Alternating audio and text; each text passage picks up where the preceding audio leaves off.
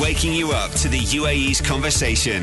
This is Talk Breakfast with Vivek Sunil and Sobia Khan on Talk 100.3. Good morning to our lovely listeners. This is the fantastic and fascinating fourth hour of Talk Breakfast on a Thursday morning, weekend for some and not for some, but for everybody. It's Phil Bedford, an author, a motivator, and of course, Loz Moore, a coach as well. So all those trending titles are associated with him. He's very much on the hot seat. What a pleasure to have you in the studio, Phil. Good morning. I'm so excited to be here. Good morning to you guys and everybody else. Well, Phil, is it a special day? You look so dapper, crisp suits. Are you a fan of James Bond, or is it every single day, or today's special?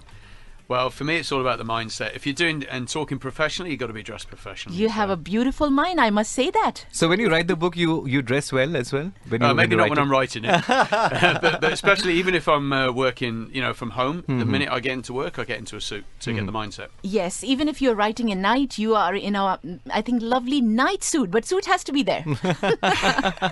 Amazing. And we would love to know so much because when we look at your... the whole credentials, I mean, motivational speaker, business coach. You've co-authored the Middle East version of the world best known marketing secret, which is business by referral. That's correct. That was one of my first books. Blimey, back 12 years ago now. 12 years. And you have reached your 7th book. Congratulations. Correct. My 7th book. 3 of them written during lockdown. Okay. And I did actually write one book that you don't want to read unless you're trying to send yourself to sleep. Which book? That was my first ever book, but it was my master's thesis, and it was on total quality management, which is an engineering thing. Okay. Guaranteed to send you to sleep. Oh, nice. I've never met an author who would say such things about the books that he has written himself. Oh, it was my first one. They've got a lot better since then. Of course, and there are reasons to believe there. But, just with the kind of times we are in, the title really fascinates. But the second thing that comes to the mind, the first thing is, of course, I have to read this book. The second thing, the times are as such that we can only pass on virtual hugs. Well, there you go. I mean, I just need a hug came from this time, really. It's very interesting. Again, I like to see what's happening in the world, and that prompts thoughts in my mind. And do you know what was happening? Is for years now, people have been saying that we don't need the real world because we've got social media, we've got video, and they're like, well, why do we need to meet up? Why do we need to do this thing called networking? Why do we need it? We can text, why call? Yeah, why call, right? And so people were going that way. And then, of course, COVID hits. People are stuck at home. So we've still got social media. We've got Zoom. Yeah. Everybody's connecting. Everyone's talking to their friends and family. And yet, the second they meet in the real world, you could see it, and tell me you haven't seen this. People are walking up to each other going, I know I shouldn't, but I just need a hug. I know. And my thought was, what is this? If we've been telling ourselves we don't need it for so long, but then when it actually happens, there's a human thing that comes to effect. And so I started to look at this and researched it and said, are we missing something here that could be that magic effect in business and in life? Because it is important. And it took this dynamic, I think, to make us to realise that. And that's the reason you chose the word need and not want. Yeah. It's a need. But you could see it, right? People were being told, you cannot go that close. You have to wear a mask, whatever. And people were still, you could see it, looking over the shoulder, making sure no one was looking, and walloping, they go for a hug. You're right. It has happened to me. One of the guests, they were so excited after the interview. I need to hug. Yeah. And you just cannot say no because you realize that this is the real deal. Well, this is what I was looking at in the study, and what we're fighting against is, number one, it's for health. Everyone's telling you this for your own reasons. So we're all on board with that, I would hope. But you're fighting against 10, 20, 30, 40 years of social conditioning, which says you have to do X, Y, otherwise you're being rude. Correct. Yes. So you're fighting against, I'm being rude if I don't do that. Someone offers you their hand to have a handshake. Oh my gosh, well, if I don't shake the hand, I'm being rude. Yes. So we're fighting against this all the time, and it's really interesting. And natural instincts as well, right? Yeah. True. Do you think, Phil, that the generation, the older ones, the younger, the current ones, will they be able to unlearn? Will this be a norm for the coming generations, and the previous ones will find it difficult? What do you think? Where's this going? I mean, it's going to be a really interesting study for somebody, isn't it? But if you look at the way, there's another book out there somewhere. Yeah. But I think it's interesting because you look at kids, particularly kids, are so comfortable to wear the masks because they were told Very. to. You know, you see them playing around, no problem, masks on, life's good, everything's happy. It's the people that have been brought up or who believe that it doesn't apply to them. I think that's the challenge. So it is going to be interesting. How's it going to affect kids going forward? Now, talking about your book, how interesting, what all we can expect in it, because the title itself is very, very fascinating. The I Just Need a Hug, yeah. So, I mean, the reason for writing it, I've just been over. But what I decided to do was really just look at that dynamic to start with, and then look at, you know, what is how does this happen? Why is it important to get a hug? And it all goes into the end of the day, you know, things like oxytocin that's released when we actually touch hands or whatever. So it's actually part of our bodies. We almost don't have a choice. It's part of the feel-good factor that just happens. And so what I did was take that and then start to look at, well, how do communities work? You know, what are these dynamics that keep showing up for us, and how can we then leverage that so that we can be more successful in business? Oh, Because at the end of the day, most people, it's about business. True. But even saying that, there's a human effect. I mean, you know, going back to COVID again, I mean, you know, you'd see people standing there all with their masks on, and the minute somebody brought out a camera, they they'd would all remove stand the next to each other, mask. masks off, photo. Yes. And then mask back on, and boom. But the damage is done. True. And so, you know, there's a human element. Now, you know, we all know about psychology. We know about, you know, some of you have done Safety, NLP, all this yes. kind of stuff. And this is just another example of this kind of thing. So how can we take this and enhance our relationships? How can we enhance this and become closer to our clients, closer to our prospects, closer to our staff? And I'm sure that you've done a lot of research as well when it comes to hugs, but I would like to ask you a very basic question: that how many hugs do you think we need a day to survive? Oh, I think that comes down to the individual, don't you? I mean, I think we've all walked up. Do you know, I remember, Did you count how many do we need? do you know, I don't know. It's been really interesting. I don't know about the numbers, but I know that one size fits all. Oh, yeah, interesting. But there are some people that don't like body contact. So if you've ever looked I don't like. Yeah, if I you've don't ever like. been into disc. So if you've got one of the things I teach is disc, okay, and you have certain people who are quite introverted, so they tend to be engineers, technicians. They love numbers, facts proof, you know, accountants, that kind of Logical thing. thinking, Logical yeah. thinkers. Logical thinkers don't like body contact. Is it? So if you go for a hug and you don't know them well, they'll literally step away. True. Okay. They And might get- other people love hugs. So it's also about recognizing from a human element which people like it and which don't. Okay. It's also called the language of love, Phil, because some people like the, the touch factor. Some people are more verbal. Some people are more gifts and material. That's enlightens or, wakes up their, I don't know what term we should use, but that the factor of love and that's It was also that there. book, The Five Languages of Love, wasn't it? But was it Harville Hendricks, something like that? Wow, I have to read that book. there's a Because Oh, nice. Oh, There's this a book already on it. There's a book on it. I read it ages ago, and it's really interesting actually. Because let's talk about someone else's book. But interesting. but you learn it. But and- absolutely, yeah. and it was really interesting because you see this in a lot of relationships as well, where you have one partner whose love language is gifts. You know, I feel loved when I'm given gifts, and you'll have someone else who don't care about gifts. True. What they want to know is that the other person's got their back.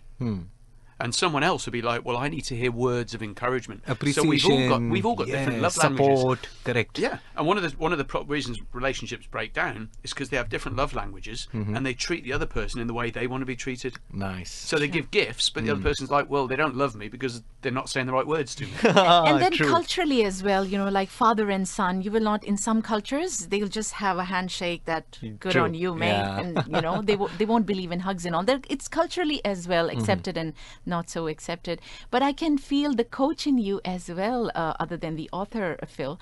And the coaching came naturally, or was it before you were an author? How did it just come across? Because this is such a needed profession right now. It's like a savior for us.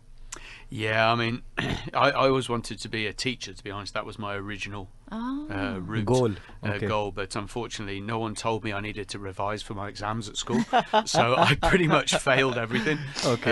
And this is one of my I suppose, proudest moments is I left school and I failed English language and English literature, and I've written 7 books. Nice. So for me, that was you're in the league of super. Mark Zuckerberg And Steve Jobs. Steve and- Jobs. yeah. Wow. But so it doesn't matter where you start; it's where you end up, right? Very true. And All I is think well in that life, ends a well. lot of people turn around and say, "Well, I can't because of this, and I can't because of that." Mm-hmm. And at the end of the day, if it's important to you, you'll find a way. And this is what the discussion that we were having a little while earlier about businesses. What is stopping you from starting your own business or getting into the business world?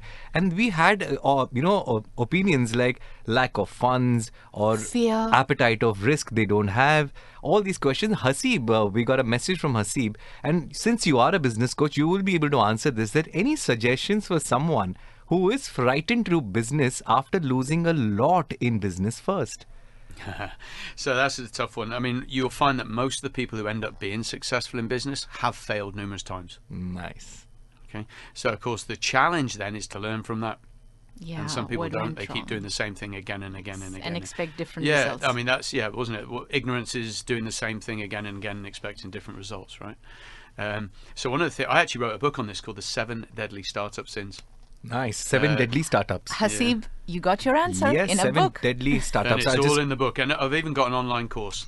And the whole point was I interviewed hundreds of my clients because they're all small business owners. Some have been lucky enough to be successful first time round, and others have failed and been successful now. And so we turned around to them and said, "Look, what was the biggest mistakes you made?" Right. So then we brought all these mistakes together, and then put them into a book. And there's the top 7. And from there, it's like we can now say to people, well, if you don't want to make the mistakes, there's a book, there's a course. But the interesting thing is, people don't want to learn. They'd rather just, I know better. I'm this. I'll So they'll go and make experience the it. mistakes, Yeah. and then they'll go to the book and go, oh, why didn't someone tell me this earlier? Correct, Well, we correct. did. You just didn't want to read it. Correct, Yeah. correct. But have you seen that nowadays that since people look for secondary income, the way they want to have another vertical for their source of income, business startups, it's really flourishing around the world. Absolutely. And, I think if you've got a job and you have the permission, through whichever way that is, to have a secondary business, that's a great way to get going. Because it means you've got security, but you can also start to build your business on the side and see if it has legs. Oh, so that's the approach that people should take in? That's what I did. Do you have a job? No, gosh, no. I've been doing this for, it's my 14th year now. Okay. Nice. And you had a job before that? I came to Dubai in 1998. Wow. And I originally I had a job working for an exhibition stand company. And so that was my job. Now, interestingly enough, when I first came here, I didn't do the equation of dirhams to sterling, and it turned out I wasn't on a lot of money. So I suddenly went, oh, that was a bit silly, Phil. I think that worked in your favor, isn't It did, because I immediately started teaching salsa. So I've taught salsa Wow, for 26 years. that's where the Amazing, charisma comes in, Ah, Phil. thank you. I'm dancing with my feet. I don't know if you can see this. You have the right dancing shoes. and so I was lucky because my boss at the time was a gentleman called Kevin Draper, and Kevin understood that me being out there with this second income and network, so I had a salsa network, he was smart enough to realize that if he allowed me to do that, well, guess where a lot of my clients came from? Oh, That from your became- dancing class. from my dancing class. Wow. And Phil, on that note, we are coming back to you right after this sports break. It's Phil Bedford, of course. His not to be missed book, I Just Need a Hug, is the latest in his 7 books. Collection. That's right. So we'll catch more on that. Keep it locked to Talk 100.3.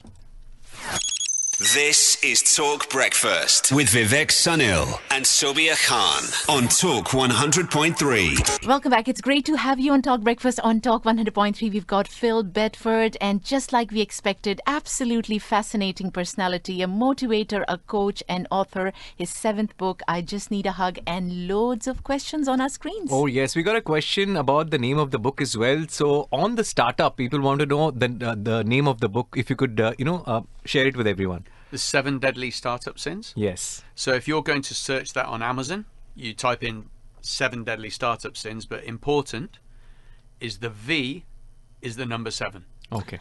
Very interesting, very creative. Was it your team or yourself? Actually, there's a couple of guys I was working with who were clients, and they came up with the idea. So Oh, So, excellent. So if you put it on Google, if you just write Phil Bedford, I'm Yes. sure Yeah. all your books, everything will be lined in, right? Maybe, but I've actually got my own website, which is therebelnetworker.com. Okay, Why talk Rebel? to us about that name. Oh. But anyway, Curious. just quickly, if you go to therebelnetworker.com, you can find my books and you can even find my online courses. Okay, so it's all on there. Fantastic. Okay. But yeah, do you know what? It's actually the Rebel Networker came from a client of mine. Some of you guys might know Dave Crane. He's a bit of a legend. Of course. Of course you know Dave. Of Who doesn't know course. Dave? He was here. We had the opportunity of finally meeting him. Now, of course, he's doing he's good. a legend. Yeah. Anyway, so at one point in time, we had the pleasure of being each other's clients. Mm-hmm. And part of one of our conversations in my program was, how do you describe yourself in 3 words? Mm-hmm. What is your brand? What do you do? And 3 words. Okay. And he just turned to me and he was in the class. He said, Phil, he says, you're like the Rebel Networker. I said, what do you mean, Dave? He said, well, you talk about networking, but showing people how to do it properly. You're a salsa teacher. You're a kite surfing instructor, because I teach kite surfing Okay. as well. Thank you Well, for He letting says, us know you do all that. these crazy things. He says, you're just like a rebel. Hmm. And it just kind of stuck. And somehow it doesn't fit your degrees as well, the education that you got, and then you do these things. So of course this name had to come on you. Yeah, I mean, Couldn't have been I got a better. master's degree in civil engineering, which... Wow. Couldn't have been better. By the way, he's in Bahrain now, so I'm sure we'll let him know the next time we talk to him that, we didn't know your creative side, but thanks to Phil Bedford. Better late than never. So, where is it going from here? Do you read all the time, Phil? Or do you travel? Because writing good books, there has to be some inspiration. What's that drive? Well, do you know what? I love to travel, and I do like good books. And I do read good ones, but I'm not one of these massive readers. I do find there's a lot of people that read and never do anything. We'll find a book in your car or your bike. Yeah, it's my book. But, no, but I've got books at home. Obviously, I've got a big shelf. But one of the things I would say to people is there are a lot of people out there who are lifelong learners, but not lifelong doers. Okay. And the secret is to take action. But not everyone wants... Anyway, that would be the thing I give to anybody is if you're going to learn, make sure you do. Yeah. I'm sure there's a song in there, right? Live, learn, do. No, singing's not my thing. Make people sing. could Dancing be. is your thing. You're a Dancing's motivator. my thing. My voice is just terrible. Oh, I don't think so. It sounds so good, and you're a motivator. You can make people do things. That is very magical. Well, you can certainly lay down the options and what you can do, but here's the thing: people can only motivate themselves at the end of the day. Yeah. How do you motivate yourself? There you go. Huh? I think a lot of it for people is number one is to know what you're trying to achieve. But it's knowing where you want to go with clarity and being willing to take action. But there's so many dynamics around this. There's a mindset of, I'm not successful, so who can I blame? Whose fault is this? And people are so willing to look at other people and other dynamics rather than look at themselves and say, why aren't I achieving this? Exactly. Something very interesting you said, but $1 million question. Not many people, Phil, are clear what they want. They're confused. How can you help them? They're not sure. They like to do this. People tell them you're good at that, but they feel that has more scope. So that confusion is very much there. What can they do about And it? you know what? That was me for many years.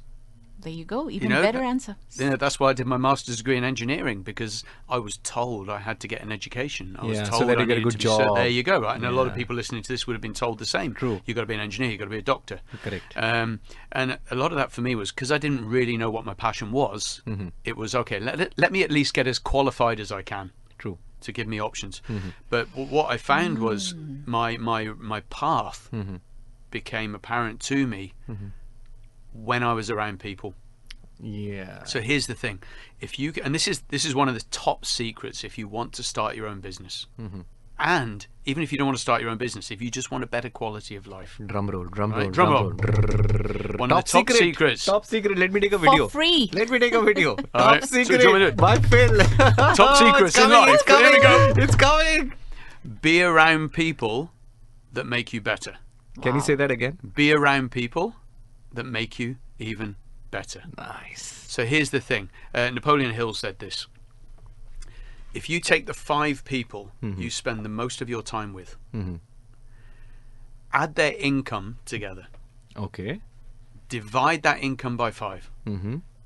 Most of our earnings will be within $2,000 of that average. Oh, nice. Try it. This should have been part of that video. Try Yeah, most of the time I spend my time with the kids. 5-year-olds, 6-year-olds.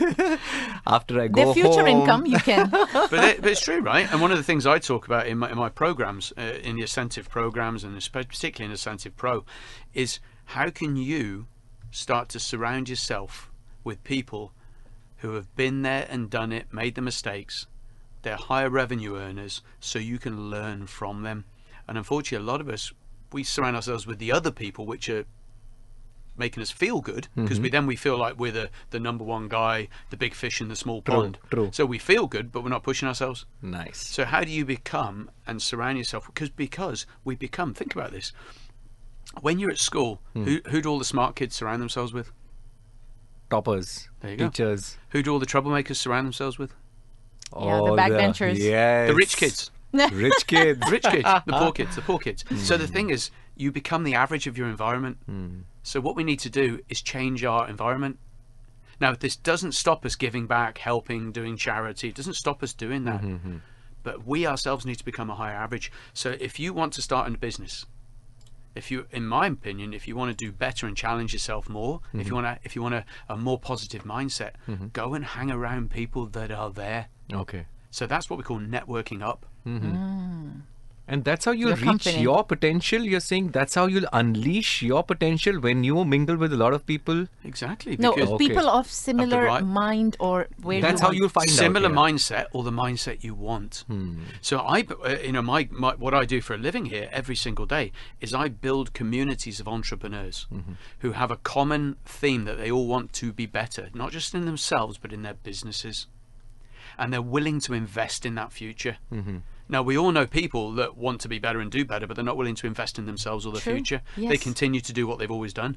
And as we said before, They do- ignorance is doing Yeah. the same thing and expecting different results. So do you also have not just clients but a club, or it's more of your individual clients because you're a coach? So all my entrepreneurial clients, all my business owner clients, while I may work with some one-on-one, the others we do in groups so that they all learn from each other as well as from my material. And then we build communities, what you might call a mastermind community, so that they turn up on a monthly basis to challenge each other and support each other and help each other. Because the thing is, for most business owners, they're on their own. They may have a general manager, they may have an employee, an accountant, a wife, a husband, but at the end of the day, the challenges they're having are often their own to deal with, and they need to be able to bounce ideas off people. But the thing is, they feel stupid asking. True. So if you can be around other people that understand, isn't that a powerful thing? Absolutely. So you agree. become a team of people sharing and moving forward. So the art of unlearning and learning together. Oh, beautiful. I love it. Yeah. Sometimes we have to unlearn what we've been told and then relearn, but we've got to be willing to do that. Can you tell our listeners all those roads and routes that lead to Phil Bedford? Of course, your books and otherwise right here. TheRebelNetworker.com, that's the website. So therebelnetworker.com is my website. I'm on LinkedIn quite actively, Phil Bedford. Facebook, again, Phil Bedford /Rebel Networker.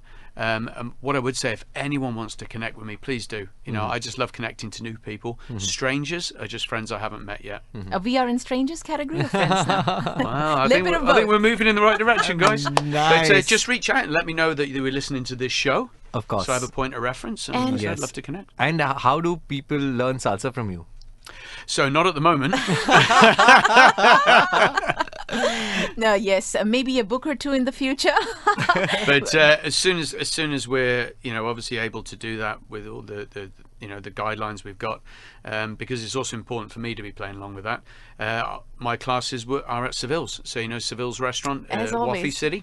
Civils have always been popular. Seville's has been here for many Yeah. many years, and here's an interesting thing. not a lot of people know this. The Seville Salsa Nights are one of the longest running in the world. Oh, wow. Wow. It's Certainly on and on didn't since know. 20 years? is it? 20 years plus. Superb. Anyone here that dances salsa, if you tell me the venue you're currently in, it's probably been going for a year maximum, maybe 2. Seville's is 20 years, so it's got a certain magic to it. Friday night, Saturday night, Thursday night? Normally on a... Oh, I've got to try and remember now.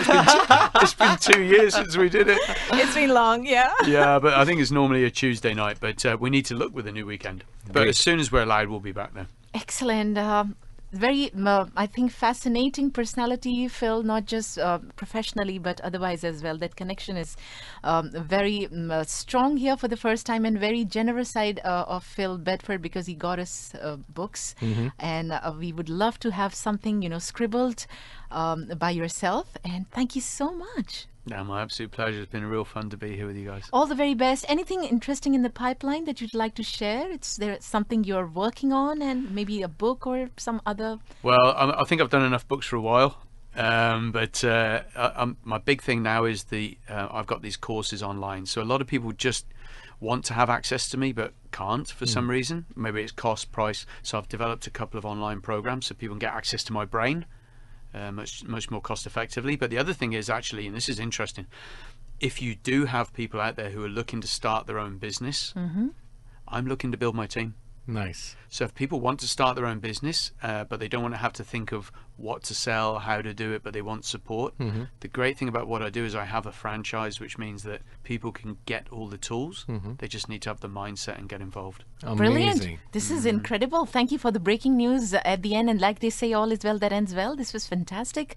Phil, looking forward to stay in touch with you through your books, online. I think where there's a will, there is a way. So great. Where there is a Phil, there is a way. Yeah. I love it.